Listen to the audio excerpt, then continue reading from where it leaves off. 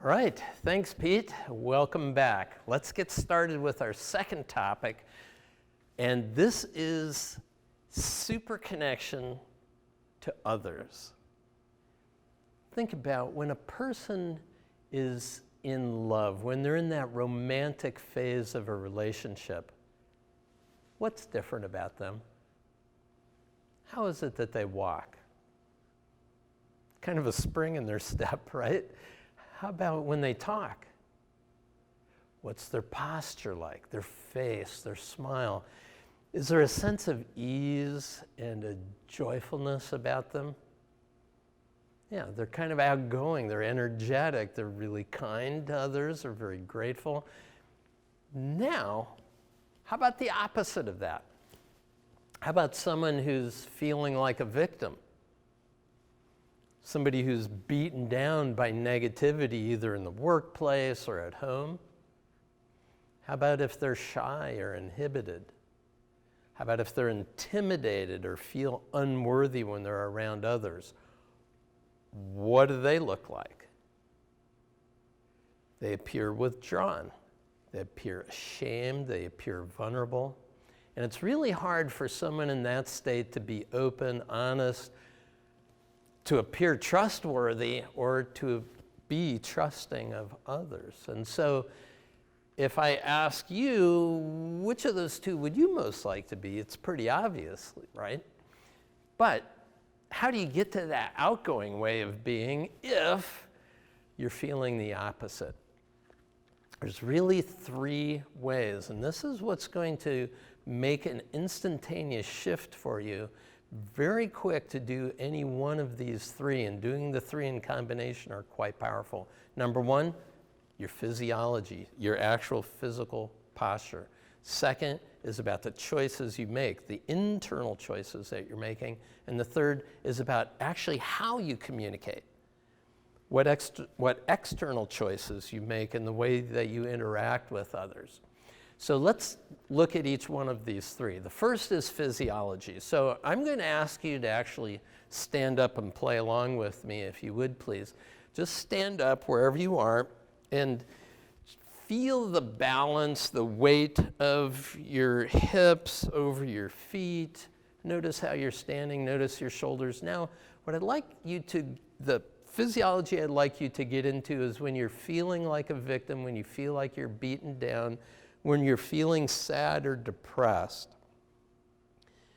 Allow your body to take on the posture of that. And what does it feel like? Notice where in your body you sense it. And people will actually talk about, I feel down. And that energy, it's like your energy is dropping. The tone of your voice is going to shift. Your breathing is going to go shallower and so on.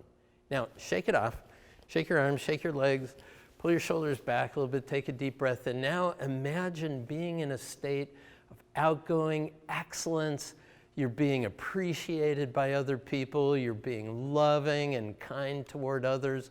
And you really feel like you're at your best. Now, as you stand in that, notice your shoulders, notice your breathing, notice the muscles of your face.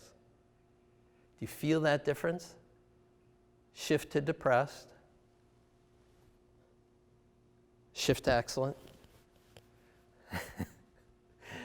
You see, what's very interesting about studies that have been done on the nervous system and the physiology is that physiology leads your emotional state.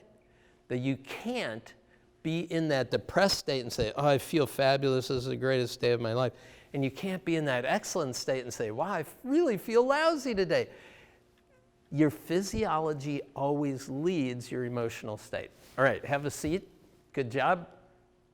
Now, there is a Paraliminal recording that will actually help you do this. It was actually designed based on a system that was way back at the turn of the 1900s. And the name of the Paraliminal is called Instantaneous Personal Magnetism. And what this works on is really two things. First of all, what's the physiology that you want to walk and live in on an ongoing basis. And the other part of it is, what is it that you have a tendency to do that kind of leaks your energy out? The things that you do, the little annoying behaviors that kind of cause things to leave, where your real engine of vitality gets dissipated. So remember, the paraliminal technology is something that will help make effortless any of the things that I'm talking about here. So first point was physiology. Now the second point was the choices that we make. So it's essential when we're talking about our connection to others that it's your choice to be in loving, supportive relationships. It's your choice, your internal choice, to be in loving and supportive relationships. Now, what's interesting is that there's no such thing as a relationship. You can't put it in a wheelbarrow and roll it around. You can put people in wheelbarrows, but you can't put a relationship in a wheelbarrow. It's taking a verb, which is the process of relating, and it's turning it into a thing, a relationship. And the truth is, there are no relationships, there's just ways of relating to others. So when you're in relationship with someone, you have a way of relating to them that's meaningful to both of you, that's valuable. And so it's essential when we think about the choices that we make that it has to be your desire to be 100% responsible for your half of any relationship that you're in. Now listen to this. This is very different. I'm not saying 50-50 relationship. I'm saying 100% responsible for your half, for your 50%. Remember when my wife and I were first going out, we were at the University of Minnesota, and the dorm that we were in the St. Paul campus of the university, there was a janitor, Jim the janitor, and we were talking to him about having a 50-50 relationship, that we really have equal decisions and really talk things through. And he said, yeah, you know, I don't believe in 50-50. He said, with my wife and me, it's strictly 40-80. And we tried to calculate that for a moment. But then I realized, well, that's actually a cool way of doing it. You see, if I take more than 50% responsibility for my half, wow, if we both show up being 100% responsible, super difference, right? Well, I'd like to share with you what one woman said when she was working on her relationship. This was from the study I did of Paraliminal users. She said, I wasn't a glass half empty type of person. She wanted to know who stole my damn water. She said, I have completely turned my life around with Paraliminals. I developed confidence and belief in myself, and I use this to learn new skills and totally redesign my life. It was interesting because to hear her story, it really was a big redesign.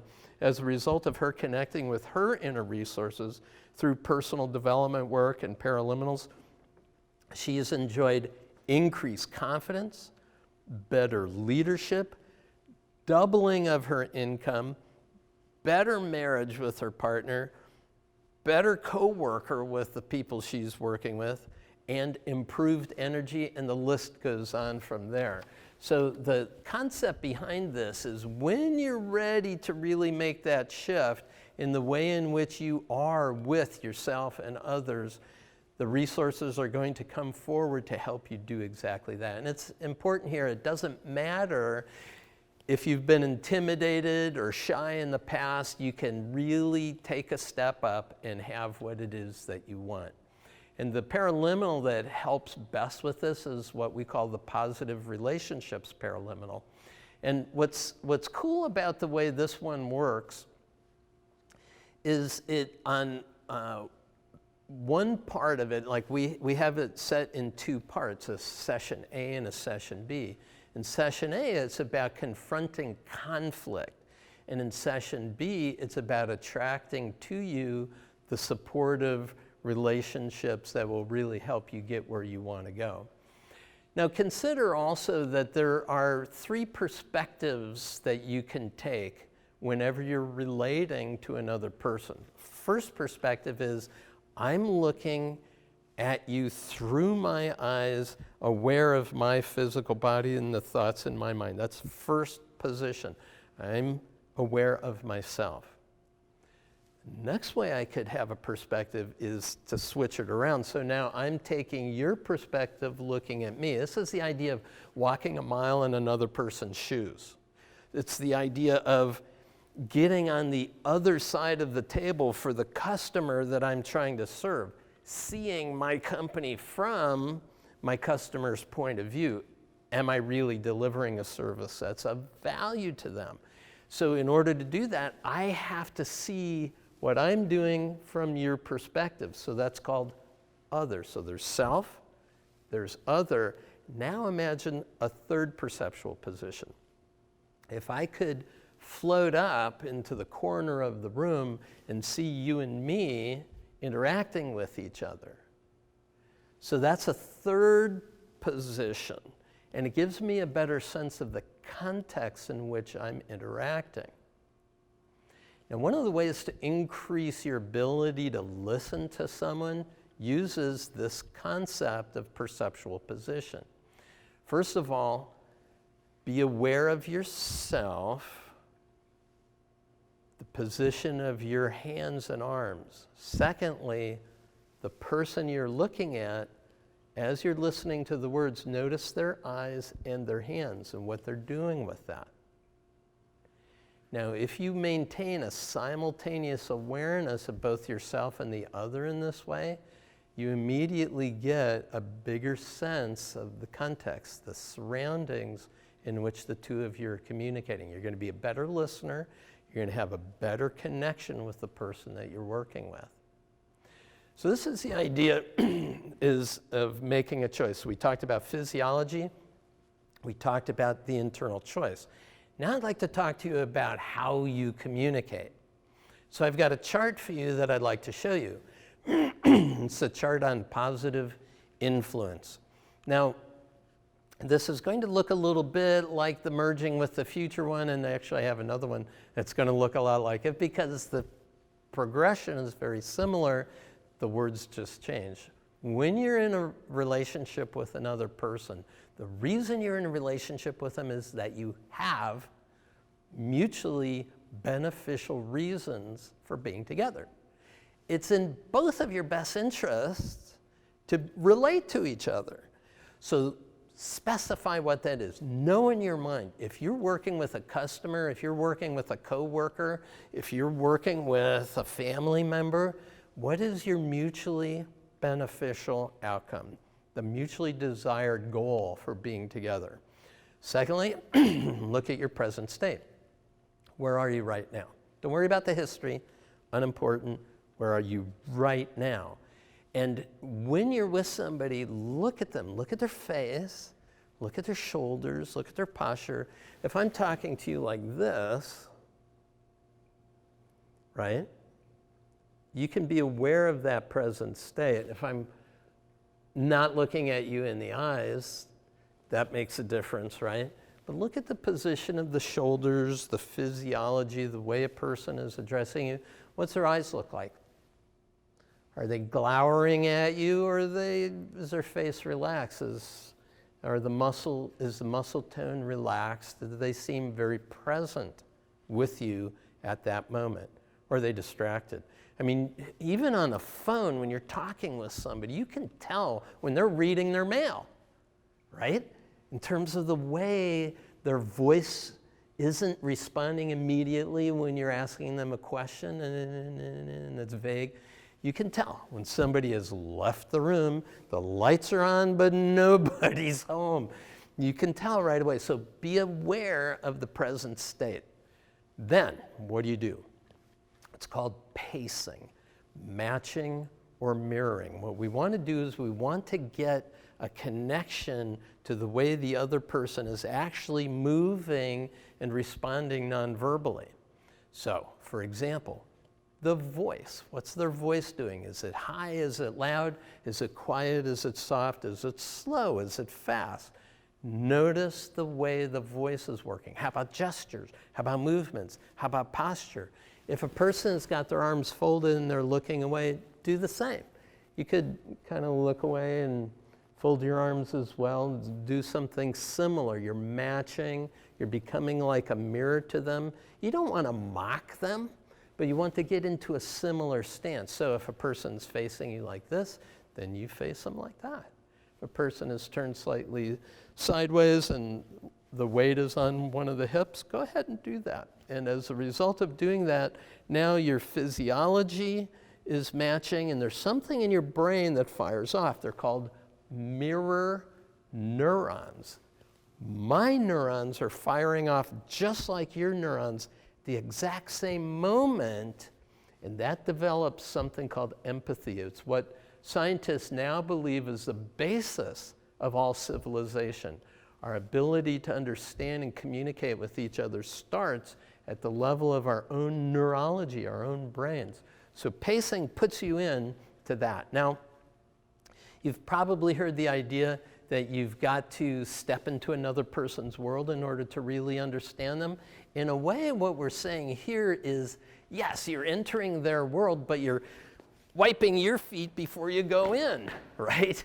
You're actually choosing to enter their world, leave your own world, your own priorities behind, be present to them.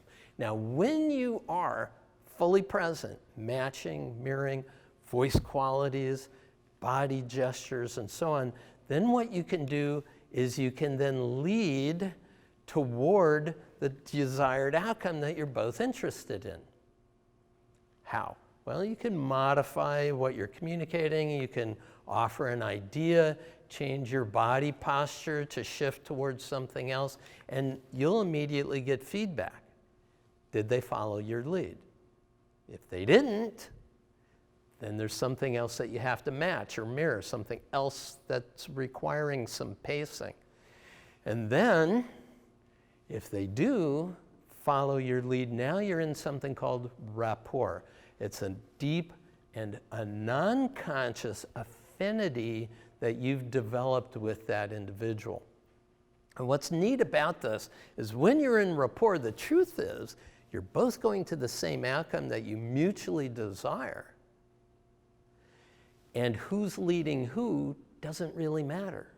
Who's leading and who's following doesn't matter because you're both going there together. But now you're going there with this synchrony, this harmony, this alignment, this connection of really relating to each other at a deep and important level. So this idea of having a positive influence, obviously we could go into all kinds of nonverbal behaviors. It's a little bit beyond the scope of our program here today. Suffice it to say, being in rapport is what you can do in how you communicate with another. So to continue with this idea of having some means of communicating, we have a paraliminal called creating sparks. This is really a cool one because this is where you want to develop an intimate or romantic connection with others. It's this idea that I'm living in this energy field of subtle energy as well as physical. So I have the physical, I have the emotional, I have the mental, I have the spiritual energy that is who I am. And when you connect with another person at those levels, what happens is sparks. Your relationships become more sparkling because what you're doing is what we would call deep listening. You're really becoming present to something more important that's starting to show up in the way that you relate to each other. Oftentimes when people first start communicating, all they're doing is putting out their ideas and debating them, right? But when you really get to listening to someone else, that deep listening allows for something else to show up. Instead of just what's between our ears as being important, it's what's between our noses that becomes important. We're becoming present to something else that will allow the two of us to become additionally successful with each other. And that's a very exciting way of being in relationship with someone else. So consider this. I've got a lovely testimonial here from one of the clients. She says, well, my husband and I both went to law school. We got married young. I was 19, he was 22. There were a lot of changes that happen in your 20s. Went through school together. We had 4 children, career changes. Anyway, all the different growth that you do as a growing person, we did together.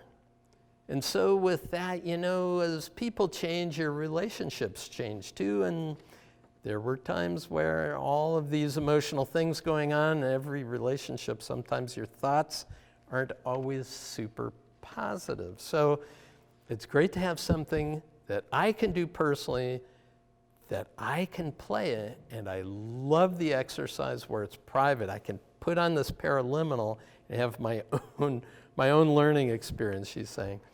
I can have positive thoughts towards somebody that I'm directing those feelings towards, and it really helps. I believe in the mind, and I believe in the strength of the mind, and just taking care of myself through the strength of my spouse and remembering the reasons why I love him. She said, I was almost embarrassed buying the Creating Sparks Paraliminal. She said, I believe that having a date every Friday night is really helpful, but with 4 kids and work and everything that fills our lives, it doesn't usually happen. So I like taking time. I like listening to a 15-minute recording and then thinking positive thoughts. And I may be more likely to hold his hand the next day, or just these little subtleties that may go unnoticed in a marriage. Anyways, we have a deep love for one another. And I was a little embarrassed to get the Creating Sparks recording, but it's the one I love to do, and I think it strengthens my marriage. And that's really what I'm talking about, is this idea that energetically we can come together because it matters. It's the thing that it's on your heart to do. It's a fabulous way of making it effortless and easy, and also gives you a great relaxation opportunity, right? There is one more in terms of communication, and that's called talking to win. Now, you may know that public speaking is perhaps the greatest fear that most people have. It's more fearful to get up in front of a group and speak publicly than several forms of death in surveys that have done of people's biggest fears. So talking to win blows that away. You no longer have to worry about, what am I going to say? How is it going to be? Because what you're able to do is mentally rehearse showing up and being as powerful and succinct and clear as you need to be for your purposes. It's very, very cool. I'd like to do a little exercise right now. And it's to focus in on what you would like for your relationships and where you want to go with them. So if you could, think about this. What is a relationship that you're now in that you would most like to improve? Could be a significant other, could be a business associate, maybe it's a family member, maybe a child. Talk with many parents who have teenage children, they just feel estranged from them sometimes. I had two brother-in-laws who wouldn't talk with each other for years, So pick whatever it might be. What is one relationship that you would most like to improve as a result of our work together today? So now think about what is going on currently. So what is now happening in that relationship which isn't the way you would like it to be? Is it a conflict? Is it a loss of intimacy? A lack of connection? Some kind of misunderstanding that's going on? An inability to say what you really need to say? So just specify, what is it that's currently going on?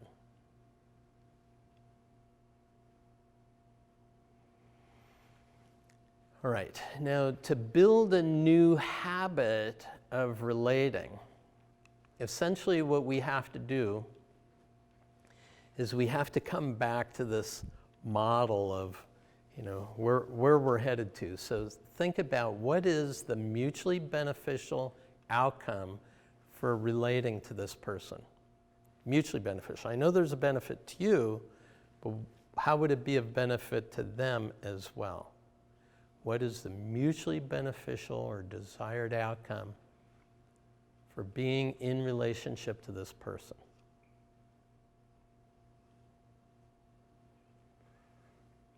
We could call this the reward, right? This is the payoff, the reward. Secondly, what can you begin to see in terms of the way you communicate that may be a mismatch, and what is it that you can begin to pace or mirror or match?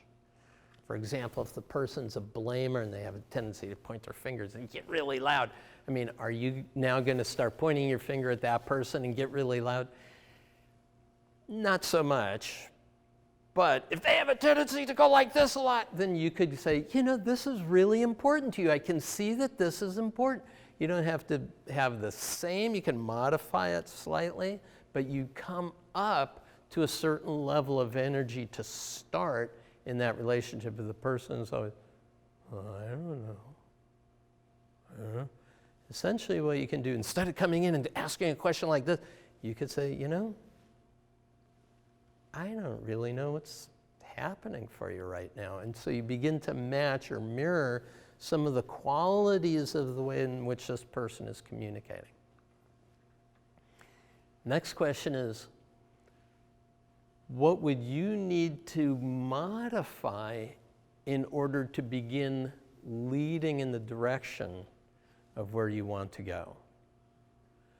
So in terms of their nonverbal behavior, in terms of some of the ways in which that person's communicating or trying to get to your goal, how could you modify your behavior now that you're matching or mirroring in order to lift it up in the direction of that goal? And again, you're going to get feedback pretty quickly if they follow your lead. But think now, what would you need to begin to modify in order to lead in the direction of the mutually desired goal?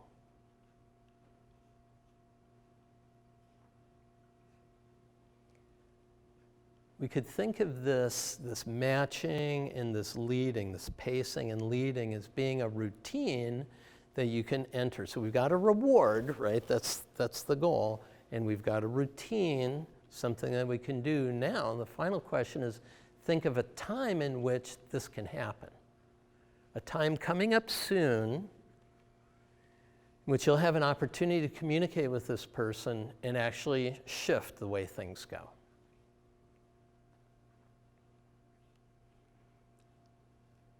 And this is what we would call a cue. So there's a cue that says, ready? Here we go, right? Lights, cameras, action. Then there's a routine in which you'll engage this person, and then there's the reward, the goal that you're really headed for. Does this make sense? Cue, routine, reward. And I've played them in a different order. And this is really something called building a new habit. And these three components are essential in forming any new habit of relating to someone. So in order to relate to someone effectively, think about what's the reward or the payoff, what's the situation in which it's going to happen, that's the cue, and then what's the routine that you could perform, the steps that can actually gain the reward. Let me show this to you on a chart. It's the chart of building a habit. You're going to see it's a very similar layout, again, because this is how change occurs within us. So if you think about an ideal future, what you'd really like to have, you can think about the status quo, how things are right now. And then you think, okay, what's the cue? What's the situation that says, here's where I can start building a new habit in the direction of what I want. This is the decision point where I normally go wrong, and I need to do something different here at this cue. then you could think about, all right, good, what's the routine I would go through in order to get there? How would I adapt? What new behaviors would I implement in order to get to the reward? The cue, routine, reward. Of course, that's going to give me feedback on how I'm doing it. And bit by bit by bit, I'm moving the circle toward what? Toward the ideal future. So always, in thinking about shifting a habit or shifting the way things are going, you can think about it, and my recommendation is in this order. First, think of the reward. That's the payoff. The more you focus on the benefit to you for doing anything different, the better. Because now the mind is saying, oh, I get it. My life is going to be easier. It's going to be better by taking this step now. Good. Now think about what's the situation in which you could do something about it. And finally, what's the routine? What's the step that I can take to adapt to what's happening and have a different outcome?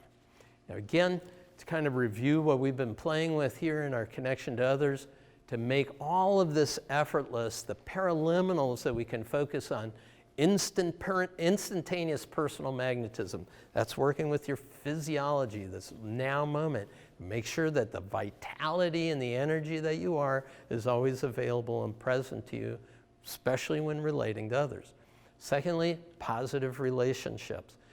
Handle conflict, attract to you really loving, kind, beautiful relationships wherever you are. Third, creating sparks, and that's about going at a level deeper, a level of intimacy, to really make the joy of being in an intimate relationship with somebody as best as it can be, really letting it sparkle. And finally, the idea of talking to win. Whenever you're in a situation, you know that you've got to perform, you know you need to get up in front of others, rather than shying, worrying, getting away from it, go ahead, step into it. Talking to win is going to give you what you need to show up in all of your power and presence. Now, before we go on and shift to Pete to transition here, I'm going to ask Wendy if there are any questions that have emerged. Wendy, what do we got? We have several. Would you like them all up front again? Yes, give them to me all up front, and then what I'll do is I'll ask you for them one by one. Sounds good. A person writes that they were amazed at the physiology exercise, and what really scared them was they were so cognizant that the minute they walk into their office, they hit that depressed state. They're slumping like this. Good. And it lasts almost all day long. How would you suggest using physiology to remedy that? Excellent. Okay. Excellent. Another one, and this one is, I think, a pretty common one. I really need to work on my relationship with myself, loving myself and deeming myself worthy. Are there any techniques or paraliminals you would particularly recommend for self-love? And this is so crucial because it's fairly obvious that how could we possibly love another any more than we love ourselves, right? Amen. And we could demand that someone else loves us, but if we turn around and are hating ourselves, yeah, Exactly. it's a very good one. To the extent. Yeah. And then this one's dear to my heart. Somebody who has a preteen, just went into middle school, social structure disintegrated, and floundering. Yep. Would you use paraliminals? What age would you use? Are there any techniques that are specific for using them with children successfully? Good, thanks. Thank you. Give me the first one again. First one is, how would you use physiology? Okay, yeah, when you go to the office, sure. So think about this idea that in an instant, you can shift your physiology from one where your energy is lower to one that is more abundant and more fulfilled, where you have access to more of your resources. And all around us, wherever we are, there are stimuli that we're conditioned to respond to. So when, for example, if, heaven forbid, you should lose a marriage, if your marriage, or if you lost a partner to death or illness, if you were divorced, you know, if you come into the same home and all the same stimuli are there, then what happens is your brain, your nervous system is always responding to that same stimuli.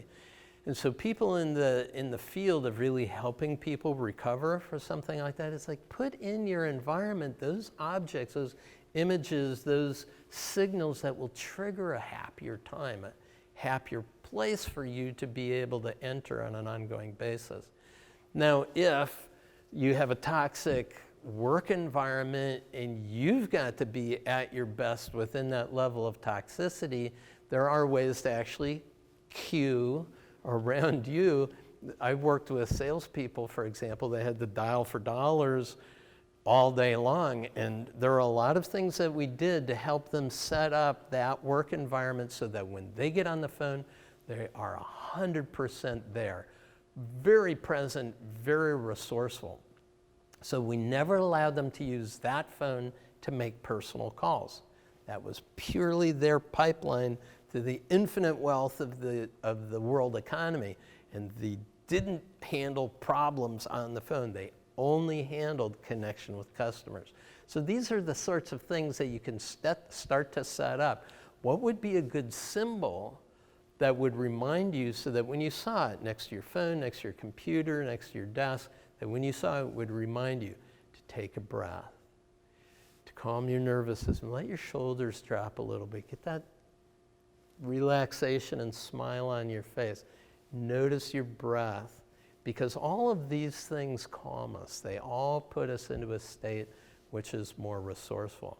Then when you do stand up and take a breath. There is a woman, a professor at Harvard named Amy Cuddy, and what she talked about is something called power posing, where she'd say, just open up, take up room. And sometimes you have to do that in the bathroom where you lay down, or lay back or sit back and you open your arms up, take up space. When you sit, take up space. And what that does is within moments, the blood chemistry, the brain chemistry immediately starts to shift.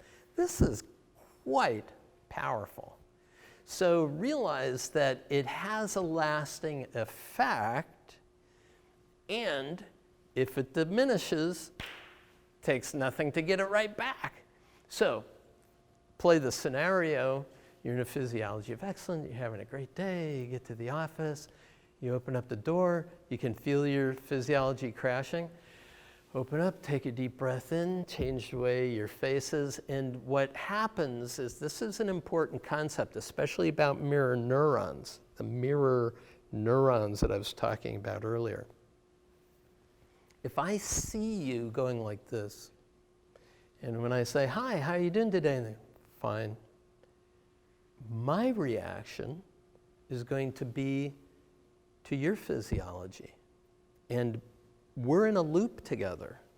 So now I'm going to react to that, and you're going to have a reaction to my reacting to your reaction, and this loop just keeps going until there's an intervention made. So when you go in to the office, you have a smile on your face and you have an anticipation of something that can really change today, that you're going to have a good day regardless of what happens. All of a sudden, you're creating a field in which others now can respond to that. And so you have a positive feedback loop, again, going where? To that mutually beneficial, that mutually desired outcome, the reason that you're relating. Okay? Second question was about? Enhancing your relationship with yourself, your love of yourself. Okay, excellent. It's very important for us today to hear an underlying theme that's coming through everything that we're playing with here. And that is, this is all about your relationship with yourself, with your inner world, the resources within you, then coming into the world for the full expression of why you're here. And it may be that your internal voice, your dialogue with yourself, the way in which you try to keep yourself on track, is always punishing you. It's critical. You may have learned to be a critical parent from a critical parent. And it's punishing to live in your skin.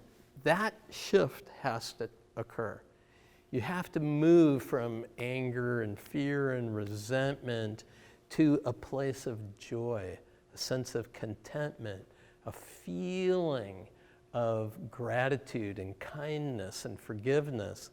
Certainly it's nice to do it out there, but guess what? If you're kind, loving, and grateful toward yourself, you're actually building an emotional bank account that you can then draw on in difficult times. Very important. I'll tell you a quick story. I was giving a lecture to a group of about 400 people. I did an exercise. I said, I need 2 volunteers. Please come with me. I brought them to the back door. I ushered them out. I said, now go to the far end. You can't see. I'll send someone out to bring one of you in just a few minutes. Went back to the front stage. And I said, okay, everybody, we're going to come up with a task that these people are going to need to do when they come in.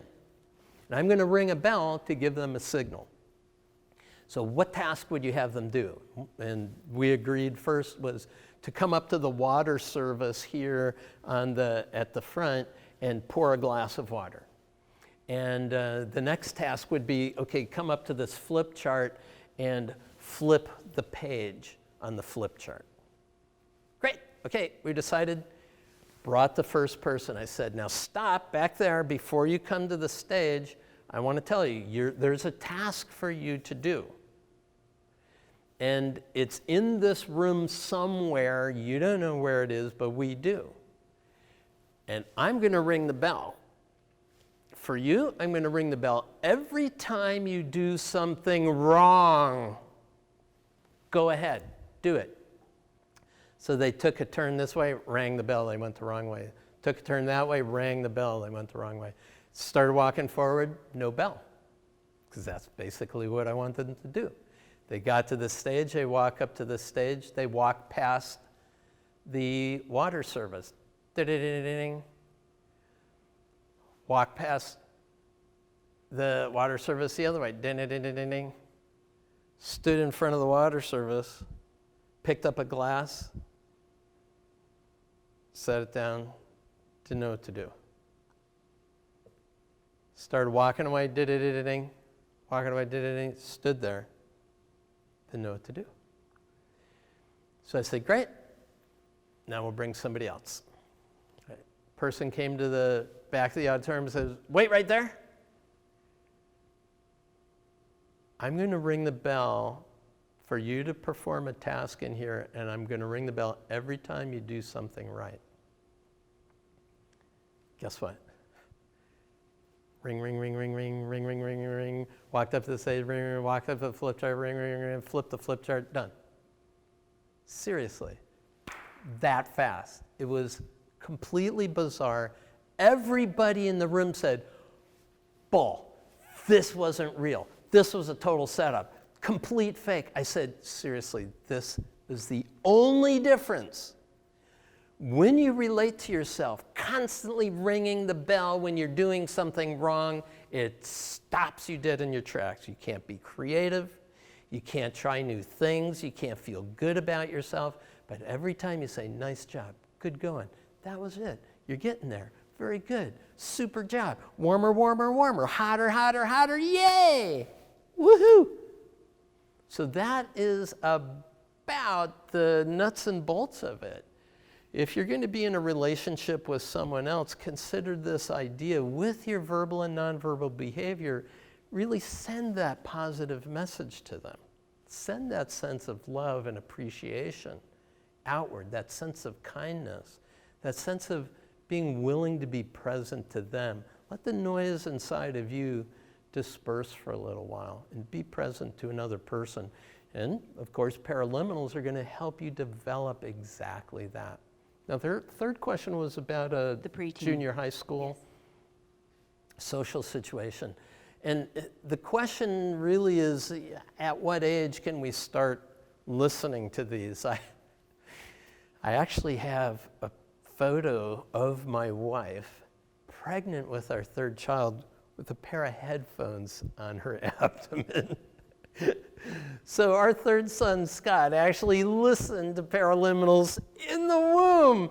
Now, I know this sounds weird, but I would go up to her belly and I'd talk, hey, Scotty, getting excited about you being here.